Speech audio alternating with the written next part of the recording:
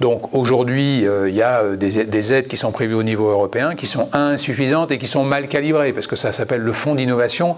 Mais aujourd'hui, est-ce que c'est vraiment une affaire d'innovation ou c'est une affaire de décarbonation? C'est ça l'urgence, c'est pas d'innover, c'est de décarboner.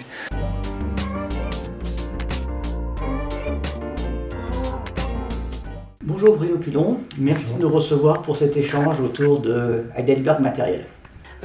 Aujourd'hui, les marques comme Ciment Calcia, GSM, Unibéton disparaissent au profit d'Heidelberg Materials.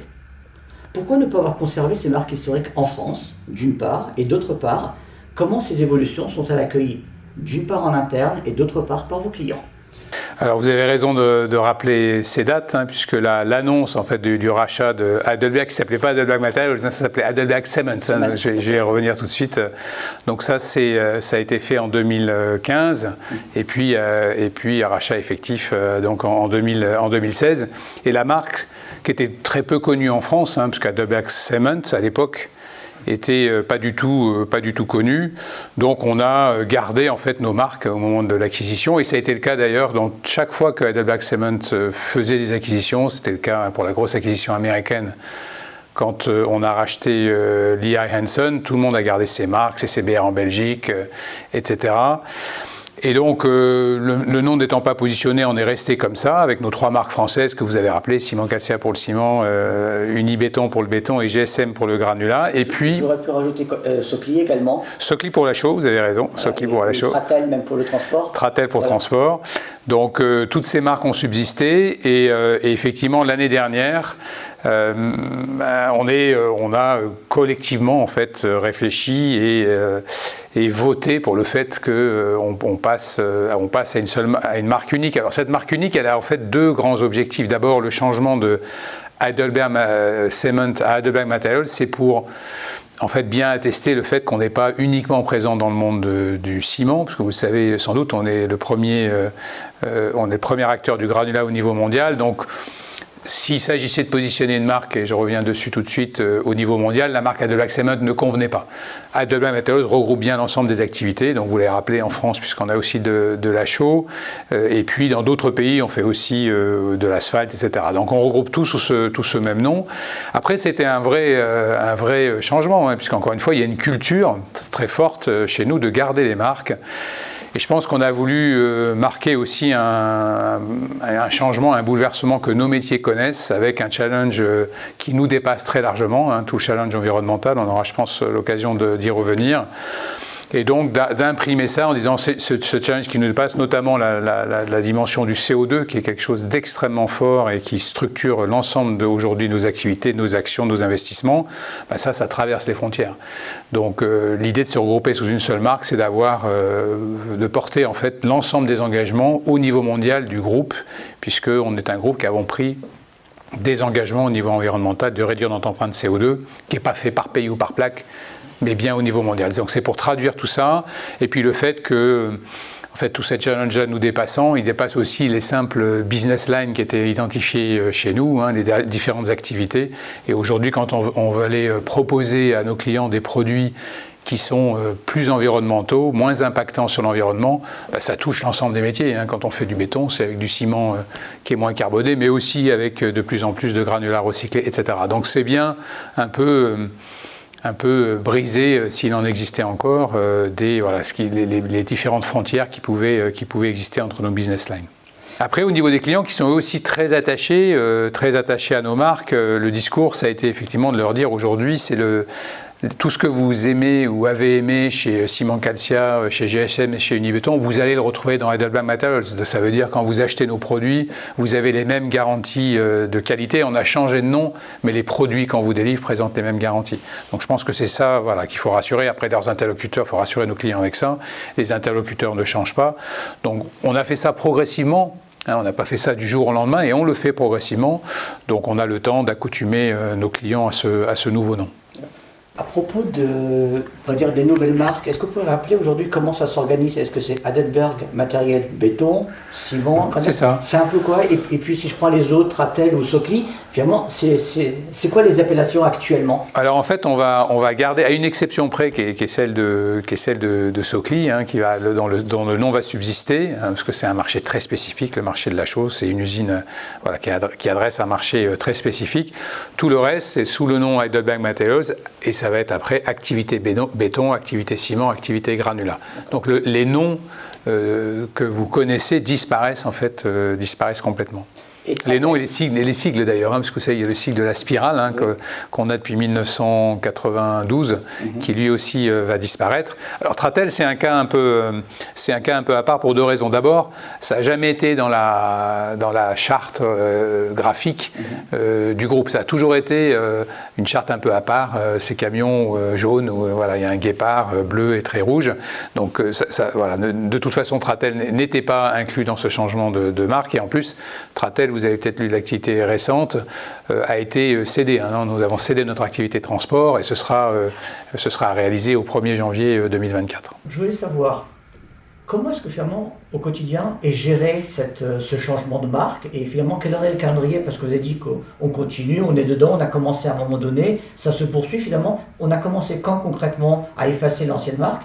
Et quand est-ce que tout ça doit aboutir? Sachant qu'il faut aussi repeindre des centrales à béton, repeindre les camions, éventuellement remettre des choses sur les cimenteries, il y a quand même du boulot. Oui, il y a énormément de travail. Alors ça a démarré d'abord en interne. En fait, on a d'abord fait un événement interne parce qu'il a fallu embarquer nos collaborateurs. Donc on a fait ça au mois de mars pour leur expliquer un petit peu qu'est-ce qui allait changer, comment. Il y a plein de questions effectivement. Est-ce que j'ai changé mon papier en tête? Est-ce que j'ai changé mes cartes de visite? Comment est-ce qu'on va changer la signalisation sur nos centrales, sur nos carrières, sur nos usines? Donc on a fait tout un travail de préparation en interne. Ça c'est au mois de mars. Et puis l'annonce officielle aux clients, en fait, elle s'est tenue au mois de novembre, hein, donc c'est relativement récent.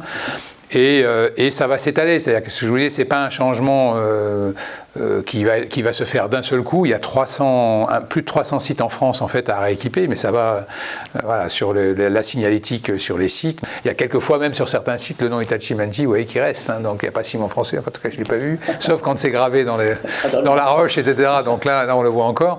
Donc c'est un processus lent, et vous l'avez dit, on essaie aussi d'étaler pour...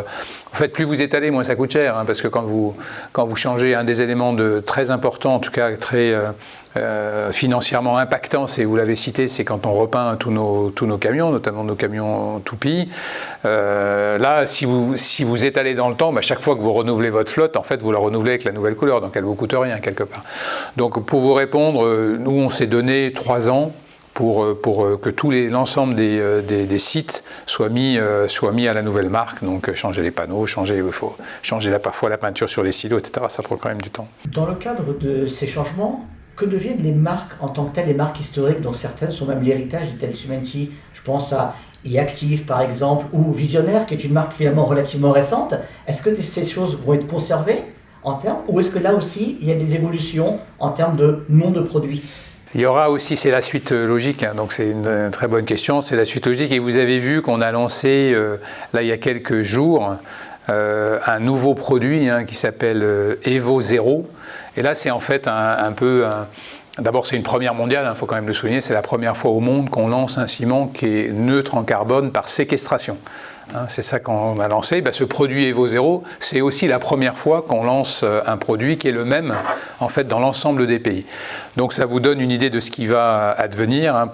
Probablement dans le premier trimestre de l'année prochaine, l'ensemble des marques existées, notamment sur les marques de produits qui sont à plus faible teneur en carbone, donc qui s'appellent Visionnaire en France, qui s'appelle Ecocrit en Allemagne. Tout ça sera regroupé. Alors je ne peux pas encore vous dire le nom parce que le lancement mondial n'a pas été fait, mais premier semestre 2024, on annoncera un nouveau nom au-delà d'Evo Zero. Ça vous donne déjà peut-être une idée de comment tout ça peut s'appeler. Mais en tout cas, au-delà d'Evo Zero, on lancera la gamme de ciment plus faible contenu carbone qui sera le même nom mondialement. Ça pose aussi, alors nous on est attachés à nos noms, mais dans certains pays, c'est même l'image qui est beaucoup plus forte que le nom. Les gens achètent du ciment parce qu'il y a un éléphant dessus, etc. Et donc c'est effectivement un changement majeur. C'est pour ça qu'on prend un peu de temps, mais au final, tous les pays dans le monde auront la même gamme. Donc Visionnaire est appelé à disparaître pour prendre le nom mondial des produits à plus faible teneur en carbone ou à plus grande valeur environnementale. Comme tous les groupes cimentiers, Heidelberg Materials s'est engagé également dans le côté décarbonation, de manière générale. J'ai lu des projets, il y a de la séquestration par exemple sur Anville, il y a le Grand Ouest CO2.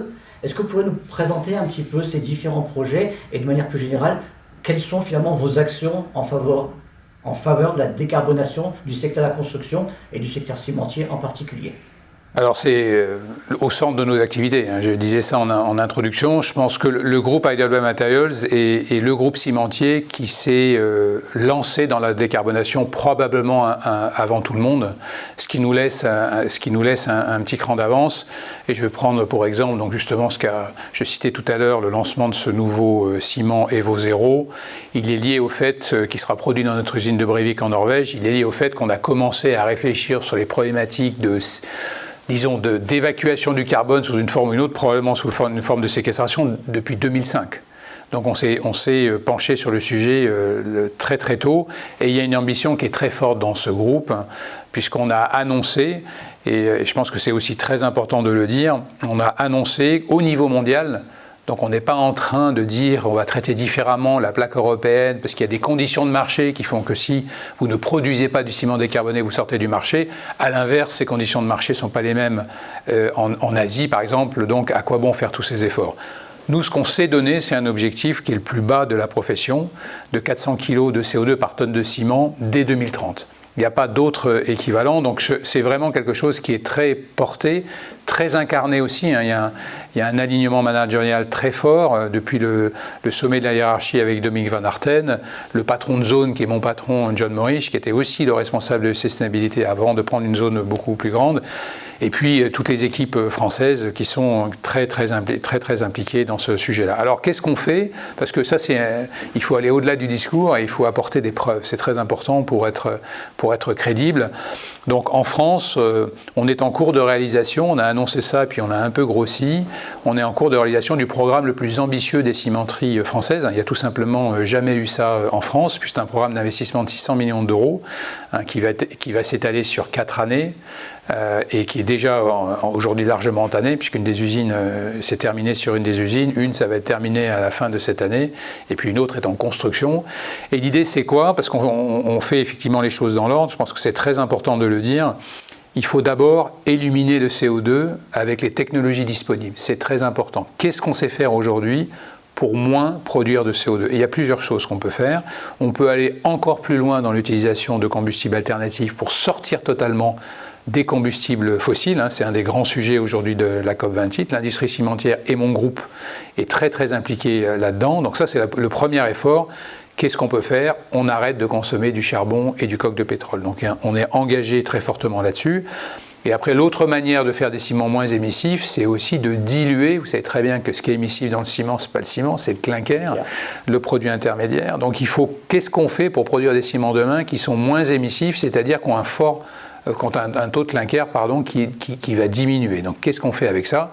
Ça peut être utiliser des matières premières alternatives. Donc ça, c'est la deuxième partie de l'investissement. Ça peut être de l'argile calcinée, ça peut être d'autres choses.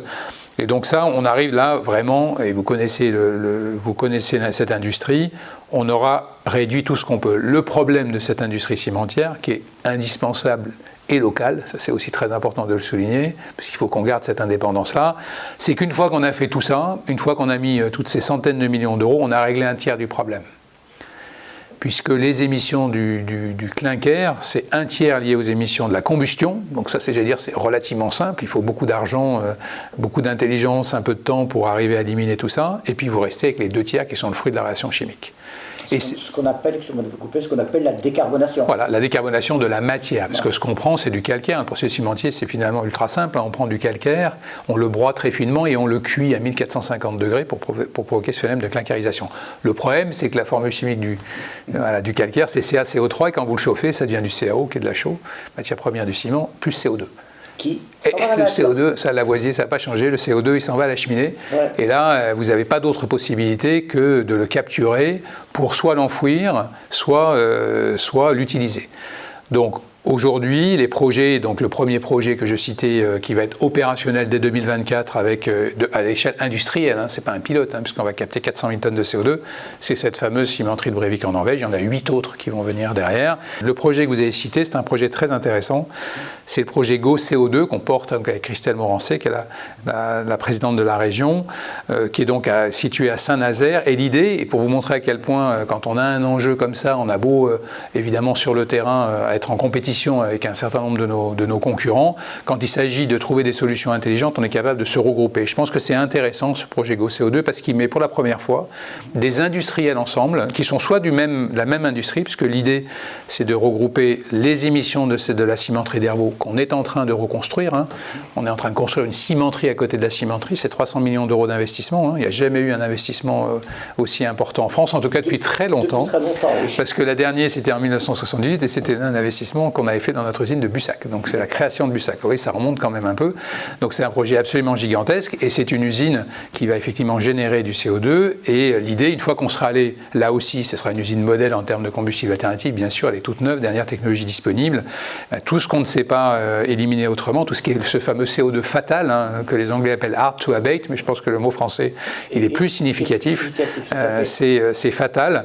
Ben, l'idée, c'est qu'on prenne ce CO2, effectivement, qu'on le transporte et puis qu'on aille le mettre. Et là, il faut trouver un port avant de l'enfouir ou de le mettre dans des tuyaux quand ces tuyaux seront prêts. Et ça, c'est ce qui a été ciblé, c'est le port de Saint-Nazaire. Et pour qu'on ait une taille critique, des industriels se sont regroupés. Donc on a un autre cimentier qui était Holcim avec sa cimenterie de Saint-Pierre-la-Cour, qui est aussi partie prenante de ce projet, mais aussi un chauffournier avec l'Ouest, et qui fait qu'à nous trois, on a la taille critique. Puis après, il y a des gens de réseau qui sont mis dedans, GRTGA, etc. On a la taille critique pour créer ce hub et enfin aller l'enfouir dans des puits déplétés. Bon, il y en a aujourd'hui qu'on utilise ou qu'on va utiliser, je le disais, en 2024, qui sont en mer du Nord. Il y en a aussi d'autres. Le Royaume-Uni s'est positionné là-dessus. Donc voilà, ça c'est des projets concrets. Un autre projet intéressant aujourd'hui qu'on a soumis, c'est le projet de notre usine de Ranville. Là, c'est très intéressant aussi. C'est de la séquestration onshore. Alors, ce qui en France est impossible, théoriquement, impossible. Sauf que là, c'est les séquestrations onshore, ça veut dire c'est la recarbonatation de fines de béton de déconstruction. Donc vous voyez comment on rentre dans un espèce de circuit vertueux, on récupère du béton de démolition qu'on broie d'une certaine manière. Il y a une technologie un peu spécifique pour ça. On en sort des granulats qui sont d'ailleurs par cette technologie beaucoup plus à même d'être utilisés dans du béton. Donc on ressort des granulats de béton et avec les fines, on peut s'en servir d'additifs dans les ciments, voire même de les recarbonater. D'ailleurs, à propos d'investissement, je ne sais pas si les investissements sur Hervaux, sur Bussac, est-ce que ça s'inscrit exclusivement, on va dire, sur ce côté décarbonation, ou les investissements, il y a une stratégie un peu plus large dessus, d'une part, et d'autre part, finalement, vous parlez de décarbonation à l'échelle du groupe, à l'échelle de la France, ça coûte aussi extrêmement cher, et là, finalement, comment est-ce qu'on le finance quelque part, et surtout, un peu combien ça coûte? Alors ça fait deux grandes questions qui sont complètement au cœur des débats. Alors pour vous répondre déjà sur les investissements, tous les investissements qu'on a fait à Couvreau, hein, ça c'est terminé. Vous citez Bussac, vous citez Hervaux, il y aura aussi des investissements à Beaucaire. Ils sont exclusivement centrés autour de la décarbonation. Et de toute façon, sans trahir de secret, aujourd'hui, il n'y a jamais assez de dépenses d'investissement, de CAPEX, comme on les appelle. Donc on est sans arrêt en compétition. Nous, on a beau gagner beaucoup de projets en France, parce qu'on a les meilleurs projets. Mais à la fin, si vous voulez que votre projet soit le meilleur, si vous n'avez pas dans votre projet d'investissement une partie, pour ne pas dire la plus grande partie de ce projet-là qui a trait à la décarbonation, ça devient très difficile à faire passer. Donc aujourd'hui, les projets vraiment qui passent, encore une fois, parce qu'il y a vous imaginez bien qu'il y a des comités, etc., qui approuvent tous ces investissements, s'il n'y a pas la dimension décarbonation, c'est très difficile. Alors, la question du financement, elle est absolument clé, et aujourd'hui, elle n'est pas résolue. Donc c'est un vrai sujet. Alors il y a effectivement, vous avez vu, on a signé les contrats de transition écologique avec l'État. Donc on s'est engagé sur cette voie de décarbonation. On a dit qu'on serait à moins 90, moins 93% de décarbonation à l'échelle de 2050, à l'horizon 2050, pardon, et à moins 40% à l'horizon 2030. Mais ça suppose, alors une partie est en cours, c'est des fameux investissements, mais encore une fois, on arrivera, vous le comprenez facilement, on ne peut pas avoir, quand vous avez les 2/3 qui sont liés à la décarbonation de la matière, on ne peut pas avoir, arriver à moins 93% sans à un moment donné séquestrer ce carbone. Et ça coûte très cher. Et là, il y a deux gros sujets. Le premier, c'est que aujourd'hui, pour lâcher un chiffre, pour donner des ordres de grandeur, parce qu'ils seront peut-être critiqués, mais quand vous rajoutez, quand vous faites le bout à bout de la chaîne de ce que coûte la séquestration d'une tonne de CO2, c'est entre 150 et 250 €. Allez, on va prendre un chiffre à peu près comme ça. Ça dépend où votre usine est située, ça dépend de tas de paramètres, mais l'ordre de grandeur, c'est ça. Aujourd'hui, je regardais encore le prix du CO2 ce matin, c'est 70 € la tonne. Donc c'est pas rentable. Donc c'est pas rentable. Les projets sont absolument pas rentables. Aujourd'hui, ils ne sont pas rentables. Alors, on a une espèce d'équation impossible, c'est-à-dire qu'aujourd'hui, ils ne sont pas rentables et demain, il y a deux éléments. Demain, ils le seront probablement, parce qu'on peut parier que le prix du CO2, même s'il a baissé récemment, il est passé au-dessus des 100 et là, on est redescendu à 70. Mais sur le long terme, avec la baisse des quotas carbone, je ne sais pas si on aura le temps de parler de ça, mais la baisse des quotas carbone, le prix va monter. Ça, c'est vrai, mais sur le court terme, ce n'est pas le cas. Et en plus, on est pressé. On est en plein COP28, il y a une vraie urgence à le faire. Donc, il faut trouver des clés de financement. Ça, c'est très important. Donc, aujourd'hui, il y a des aides qui sont prévues au niveau européen, qui sont insuffisantes et qui sont mal calibrées, parce que ça s'appelle le fonds d'innovation. Mais aujourd'hui, est-ce que c'est vraiment une affaire d'innovation ou c'est une affaire de décarbonation? C'est ça l'urgence, c'est pas d'innover, c'est de décarboner. En tout cas, probablement. Donc là, il y a probablement un recalibrage à faire. Et puis aussi, il y a des aides d'État qui sont en train de se mettre en place. Et là, il faut reconnaître qu'on est consulté, appelé, etc. Donc il y a un vrai échange avec le gouvernement. Ce pas des choses qui nous tombent dessus et qu'on découvre. Donc on avance, ça c'est très bien. Sauf que les montants aujourd'hui ne sont pas là. Or, l'argent, il va venir. C'est ça qu'il faut savoir. C'est-à-dire, ce que disent les cimentiers, c'est dire, mais attendez, nous, on va générer énormément de revenus. Pourquoi ? Parce qu'on va avoir, certes, on a des courbes de décarbonation de notre industrie qui sont très fortes, donc on va émettre de moins en moins, donc j'allais dire on aura de moins en moins besoin de crédit carbone, donc on va acheter de moins en moins de carbone puisqu'on va moins émettre, donc ça ne veut pas dire, mais ça c'est du coup c'est plutôt une perte de revenus pour la Commission européenne ou l'État dans lequel c'est émis, mais en fait c'est pas aussi simple que ça. Ça veut dire que nous, en même temps, vous savez très bien que les quotas carbone ils vont disparaître, puisqu'à l'horizon 2035 ils auront entièrement disparu. 2026 on commence à les baisser, 2035 ils ont... Quand vous mettez ça en équation, et vous prenez une hausse modérée du coût du CO2, l'industrie cimentière française, je raisonne au niveau de l'industrie, je vous donnerai des chiffres au niveau européen, on va générer d'ici à 2050 9 milliards d'euros de revenus en achat de crédit carbone. 9 milliards d'euros, 85% pour l'État français, 15% pour la Commission européenne. La décarbonation de l'ensemble de l'industrie française, l'ensemble, je raisonne au périmètre du territoire national, c'est 3,8 milliards d'euros. Donc aujourd'hui, ce qu'on demande, c'est une avance quelque part par rapport à l'argent qu'on va donner. Ça, c'est très important. Quand vous raisonnez au niveau européen, ce que l'industrie européenne va générer en termes de revenus, encore une fois, soit pour les pays dans lesquels ce CO2 est émis, soit pour la Commission européenne, c'est 100 milliards d'euros. Et le groupe Heidelberg Materials, c'est 20 milliards. On va générer 20 milliards d'euros de revenus. Donc l'argent, il est là. Ce qui est très important aujourd'hui, c'est de flécher cet argent vers une industrie qui est à la fois indispensable, locale, et qui est, et là il y a ce qu'on appelle un ordre de mérite, mais qui est incapable aujourd'hui d'éliminer l'ensemble de ces émissions. À condition que tout le travail ait été fait en amont. Encore une fois, on n'enfouit que ce qu'on ne sait pas ne pas émettre. Ça c'est très, pardon pour la double négation, mais c'est ça. Que ce qu'on ne sait pas ne pas émettre. Aujourd'hui, voilà, je pense que le constat, c'est, encore une fois, ce ne sera plus le même, faut quand même se dire les choses. Le ciment de demain, le béton de demain, c'est plus le même, mais c'est impossible de s'en passer. Ce produit, il est très critiqué. C'est un produit aujourd'hui qui, d'abord, c'est triste à dire, mais permet à l'humanité de se protéger contre les désastres qu'elle a elle-même créés. Aujourd'hui, on sait très bien qu'il faut construire des habitats qui soient robustes et résilients. C'est souvent quand même fait en béton. On a absolument besoin de ce béton pour la transition, la transition environnementale, la transition énergétique. On a besoin de ça.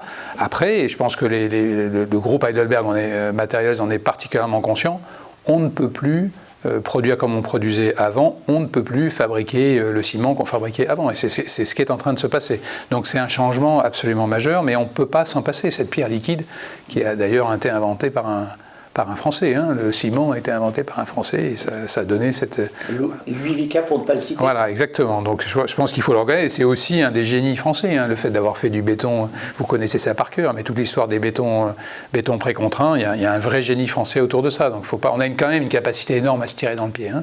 Donc aujourd'hui, voilà. Après, encore une fois, il faut le faire de manière beaucoup plus consciente au niveau environnemental, et c'est ce qui est en cours. Vous avez parlé il y a quelques minutes de mixité des matériaux. Il y a aussi le côté construction hors site. Je voulais savoir, en tant qu'industriel, comment vous êtes investi dans ce domaine-là? Est-ce que vous essayez de vous diversifier également, ou c'est plus des partenariats qui sont mis en place pour développer ce côté multimatériaux? Alors aujourd'hui, on est plus sur tout ce qui est construction hors site. Alors on a quelques entreprises de préfabrication, notamment en Allemagne ou dans les pays nordiques. En France, on n'est pas du tout positionné sur ce créneau-là. Donc on a des partenariats. Et l'idée, c'est une technologie qui est évidemment très prometteuse. Hein, le fait de construire, il y a de plus en plus aujourd'hui d'études là-dessus qui montrent que la France est probablement en retard. Donc il y a des choses à faire et on développe, en fait, pour accompagner, parce qu'ils ont la même problématique, hein, nos clients, qu'ils soient bétonniers ou qu'ils soient préfabricants, ils ont le même souci, c'est que pour avoir tous les bénéfices de la RE 120, il faut absolument qu'on arrive à mettre sur le marché des bétons, que ce soit coulé en place ou que ce soit préfabriqué, qui soient à plus faible empreinte carbone. Donc on travaille beaucoup avec nos clients préfabricants pour mettre au point avec eux, puisqu'il y a une dimension industrielle qui nous va bien, mettre au point avec eux des ciments qui à la fois répondent à leurs exigences, mais il se peut qu'il y ait de l'adaptation. Hein. Dans ce monde de changement, les cimentiers ils changent, mais aussi au niveau de la préfabrication industrielle, des choses devront probablement bouger, mais mettre à leur disposition des ciments qui soient compatibles en tout cas avec leurs exigences et notamment industrielles. Je veux savoir quel regard vous portez sur le marché de la construction actuellement. D'un côté, on parle de RE 2020, donc il demande quand même des investissements, de l'engagement, et de l'autre côté, on s'aperçoit que l'État, le gouvernement, semble se désintéresser pratiquement de la construction. La FFB en a suffisamment parlé en disant finalement il n'y a pas d'investissement dans le logement, on construit peu, les crédits grimpent, les ménages ne peuvent plus payer de logement, et on est finalement dans cette espèce d'ambiguïté où d'un côté il faut investir et de l'autre côté il n'y a pas le marché. C'est une très bonne question et l'ancien Premier ministre Édouard Philippe a qualifié ça de bombe sociale. Alors il y a un ensemble d'abord on ne peut pas tout mettre sur les épaules du gouvernement. Je pense qu'il y a quand même l'augmentation des taux d'intérêt, c'est pas une problématique gouvernementale, on l'a subi. Le fait qu'il y ait des envolées de prix, notamment liées à la crise en Ukraine, il faut reconnaître aussi que tout ce qui est énergie n'est toujours pas revenu à son niveau d'origine. Donc on a effectivement une inflation à la fois du prix des matériaux et puis la difficulté des gens à s'endetter. Et c'est vrai que cette RE 2020, on a peut-être mis, ce qui est une bonne chose, hein, nous on l'a appelé de nos voeux, on était un peu plus dubitatif sur l'approche dynamique simplifiée que moi j'ai personnellement jamais comprise, mais peut-être parce qu'on me l'a mal expliqué. Mais disons l'objectif de la RE 2020 est bon. C'est un bon combat. C'est de dire est-ce qu'on peut faire des immeubles, des maisons qui soient moins émissives en carbone. Ça, c'est très bien. Encore une fois, il faut que simplement la neutralité soit respectée, ce qui me semble n'est pas toujours le cas, mais ça, c'est derrière nous. Et après, il faut absolument qu'on arrive à construire, mais la construction, ce n'est pas que la rénovation. Donc on a peut-être mis un petit peu trop le curseur sur la rénovation, on se rend compte que c'est pas si simple que ça, qu'il y a des immeubles qu'on ferait peut-être mieux de démolir, quitte d'ailleurs à utiliser le béton de la démolition, mieux de démolir et puis de reconstruire de manière un peu plus moderne. Je pense que le curseur va venir se replacer parce que la demande, voilà, on est dans des métiers cycliques, donc la demande elle est là, la demande elle va revenir. Mais raison de plus, elle reviendra d'autant plus facilement que les fabricants de matériaux, dont mon groupe évidemment, sont en capacité de dire mais en fait, avec de la construction neuve, on arrive, puisque c'est ça le sujet, hein, c'est à la fois l'économie de matière, si on recycle, on fait des économies, et en même temps, quand on rénove, on a l'impression qu'on fait moins d'émissions. Si on arrive à mettre, comme on souhaite, sur le marché des produits moins émissifs, cette équation-là, elle bouge un peu. Donc je pense qu'il faut être optimiste sur ce sujet-là. Et la demande de construction neuve, elle va revenir. On a vu que la demande, elle est là, pardon, mais l'offre, elle va revenir. Et donc, on a vu déjà que ça se détendait peut-être un peu sur les taux d'intérêt. J'espère on s'attend à une année prochaine qui n'est pas formidable, mais j'espère qu'on aura touché le fond pour rebondir dans les cyclicités que malheureusement, dans ce métier, on connaît bien. Je vous remercie pour cet entretien. Je vous en prie. Et au plaisir. À bientôt. Au revoir. Au revoir.